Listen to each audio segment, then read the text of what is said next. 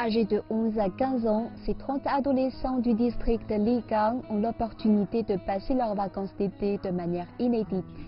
La première journée du camp d'été, ils vont apprendre à fabriquer des chaussures avec fleuve de roseau, un savoir-faire datant de plusieurs décennies. Les gens les utilisaient en hiver durant les périodes de pénurie, mais aujourd'hui, ils ne les portent pratiquement plus. Jia Yaoxin fait partie des derniers artisans à savoir les fabriquer. Âgé de 83 ans aujourd'hui, il redoute que ce savoir-faire ne tombe dans l'oubli.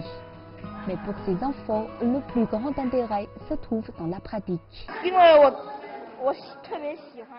J'aime bien le tricot. Tricoter me procure beaucoup de plaisir.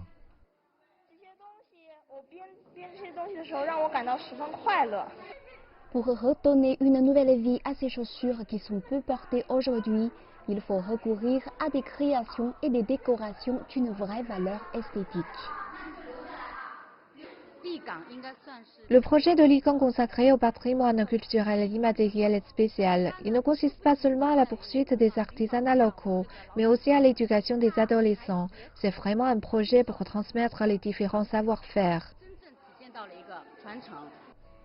C'est le premier camp d'été consacré au patrimoine culturel immatériel locaux du district Ligang. En 5 jours, les participants verront plusieurs artisanats locaux folkloriques, dont le modelage en batte, qui est, depuis 40 ans, sur la liste de patrimoine culturel immatériel de Jiangyin. Il est évidemment le cours de prédilection des enfants. Je préfère le modelage en pâte, c'est très intéressant et on peut faire des animaux avec la pâte à modeler.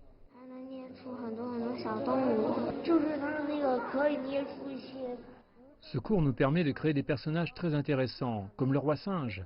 Et nous pouvons créer beaucoup de choses nous-mêmes.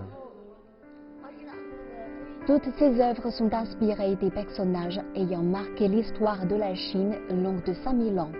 Le maître de cet art, Lu Lihe, qui a plus de 70 ans aujourd'hui, explique le savoir-faire tout en racontant des contes historiques de la Chine. D'après lui, ce qu'il faut transmettre, ce n'est pas seulement l'artisanat, mais aussi l'histoire et la mémoire. Les jeunes connaissent peu de personnages historiques. Celui qu'ils connaissent le mieux, c'est le roi singe, et pas du tout les autres. C'est dommage. Les lanternes en forme de lapin sont un autre objet artisanal très prisé des enfants.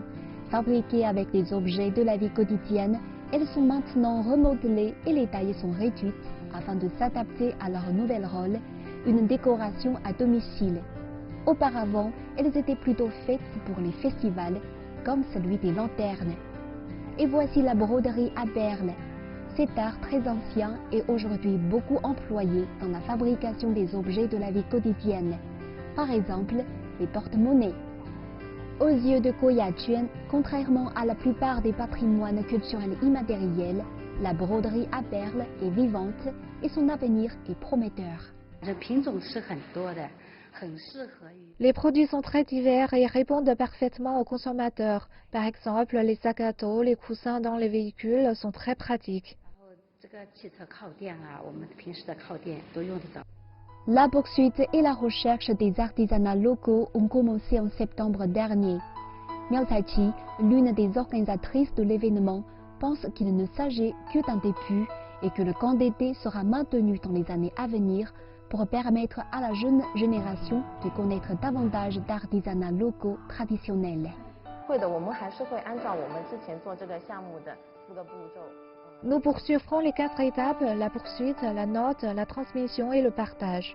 Nous allons chercher davantage d'artisanats locaux et les cours seront maintenus. Et finalement, un camp de transmission des savoir-faire sera créé.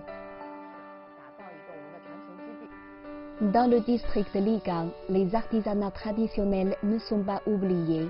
Et la meilleure façon de les transmettre est sans doute de leur doter de nouvelles valeurs et nouveaux sens.